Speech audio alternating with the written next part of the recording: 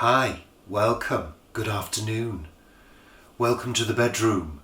Welcome to Peace Lily Corner. Do you remember the Peace Lily from a while ago? The one that we had downstairs that Paul picked up free, completely free, and it was enormous and I had to prune it.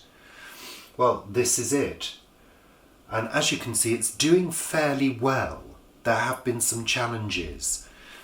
Number one, I pruned it, and I think I probably pruned it a little bit too severely, and I think it went into shock, complete and utter shock, sadly.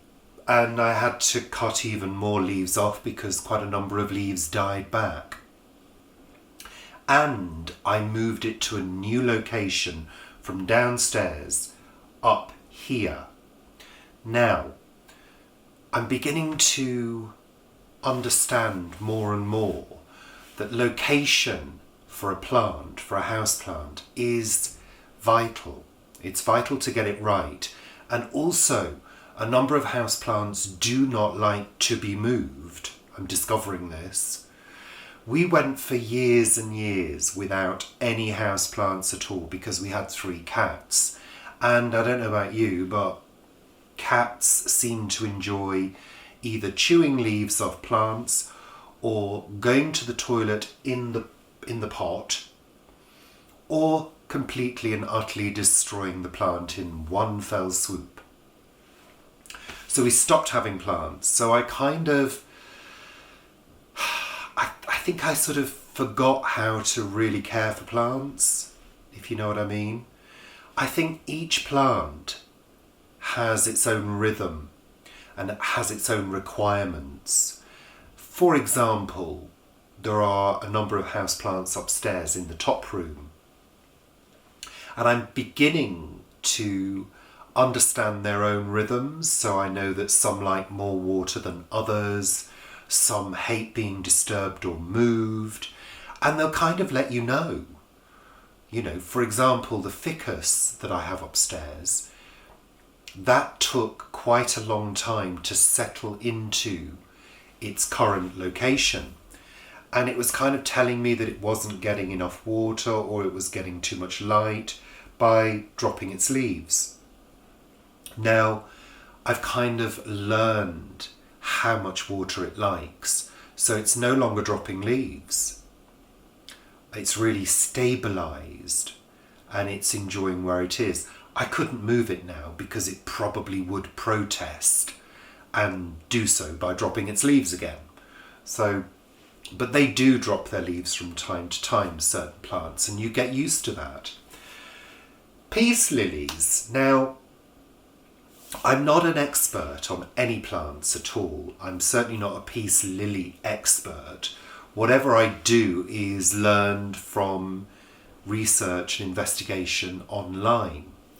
But what I have learned about peace lilies is they take quite a long time to recover from a hard prune. So they're relatively slow growers, relatively. This one, as you can see, the leaves are fairly dark and glossy. And there are a few brown tips, which is a sign of either underwatering or overwatering. I think in this case it's probably underwatering because I think some of these brown tips have appeared during this summer. Now, in terms of location, this window is I think it's west facing, and it gets a lot of afternoon sun and evening sun. And in the summer I have to shut these blinds because the sun beats down and would heat this bedroom to a totally uncomfortable temperature for sleeping in. So this doesn't actually get huge amounts of light unless I angle the blind down, which I do most days for a period of time. So the leaves remain a relatively dark colour. It hasn't flowered at all, hasn't given one flower. But I'm quite happy with it. One of the reasons why I moved it to the bedroom was because I'd read that they can help to clean the air.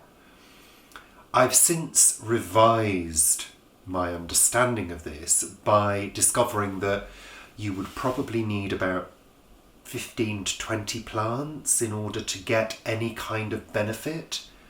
So if you're planning on buying a small peace lily to go by your computer, or indeed a spider plant to clean the air, forget it. You may as well buy 20 because you're not going to feel the benefits. So, people buying the odd houseplant thinking that that's going to happen. It's not. Look at the research. Google it. One of the reasons as well for doing this video was to introduce you to 2 new members of the peace lily family in a moment. I think this large one probably needs to be split and repotted. I know I said I was going to do that, but I just haven't got around to doing it this year. Plus, I'm limited in space in this area and it's a messy job and blah, blah, blah. All the excuses you can think of.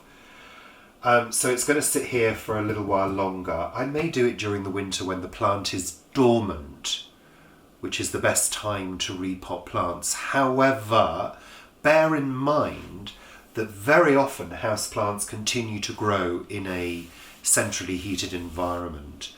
However, we do try to keep this room fairly cool because we prefer a cool bedroom. So yeah, it's doing okay. I'm quite happy with it. I think it will recover further. There's plenty new small leaf growth at the base of the plant. So it's growing. I just need to remember to water it regularly. So, new additions, and there is a reason for this because I've noticed something about light levels. So this one here was given to me by a colleague at work. As you can see, beautiful foliage. Couple of brown tips. You can cut them off. Cut them off at an angle, any brown tips. Beautiful leaves, quite healthy plant, fairly glossy. Don't know whether you can see that. And quite perky, but the shape of it is slightly low and bushy to the sides, and that's because it gets its light from the sides because it's upstairs on Paul's desk quite high up, and again we do have to keep the blinds shut in that room because it gets so much light and so much sun in the summer. But this is a pretty one, really pretty, but notice how it's grown towards the source of light. This is the area that's towards the wall. So you can see how it's reached. So sometimes you might want to remember to turn plants around so they even up and they reach and fill out more evenly. I'm not sure whether this one's beyond help, but we'll see. So lovely plant, very pretty, and it has flowered twice. So yeah, from a colleague at work, I'm really pleased with it. It was tiny when I got it. It was really, really small, a few small leaves, and all this is new growth. So lovely, love it. Now, compare the colour of that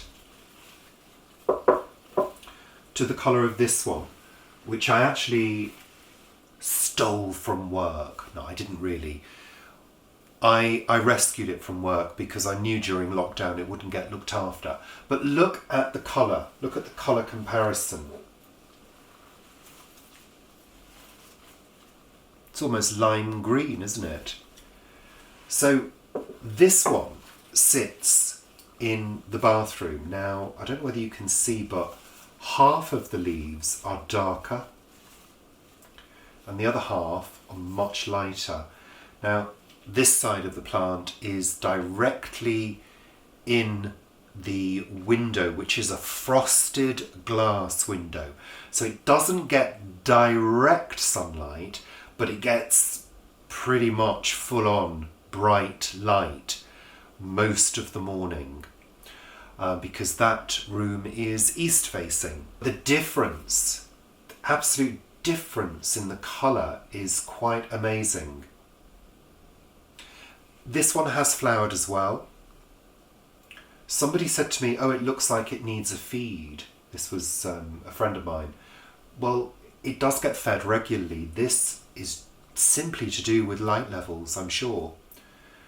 And it's fairly healthy. There's plenty of new growth. It looks fairly tightly packed. So again, it's going to need repotting, which means I need to get a new ceramic pot for it because, I mean, this one's in its plastic pot, but it's not terribly attractive. So a nice ceramic pot is good. I take off the dead leaves. There are a couple of leaves here that need to be removed, which I will do with a pair of scissors after I've made this video. So there we go, that's the peace lily family. But I am sort of beginning to learn more about peace lilies since I've had these two and how much they do respond to light and water. Obviously all plants respond to light and water, but they respond in different ways, you know. These seem to be relatively sensitive, but whenever I research, they always say that peace lilies are the plant you can't kill. Well, this one, you know, got to a point where I really didn't think it was going to survive, but it did bounce back. So I don't know. I don't know whether they're completely indestructible or not. I think this one as well is sort of reaching up because the light source is above. So bear these things in mind when you're placing a plant. I mean, in terms of attractiveness, I think this one is the most attractive, but it's just going a little bit light. I don't think I actually have any ideal places for peace lilies in this house, to be honest. I think that's the problem, that I've not found its optimum place to give full flowering potential. So we'll see what happens in the next year to come, and whether a good old repot and a divide does them any good. And maybe I will move them around. Maybe this one needs to be a little bit closer to the light source to make it come up a little bit more. So there you have it. There's an update on the old peace lily and the two new ones. I hope you enjoyed that. As I say, I'm learning all the time. I'm not an expert. I'm certainly not a houseplant expert. But when I do learn something, I like to share it with you. So take care. Bye for now. Hope you're all well, and I'll see you very soon. Bye. Bye.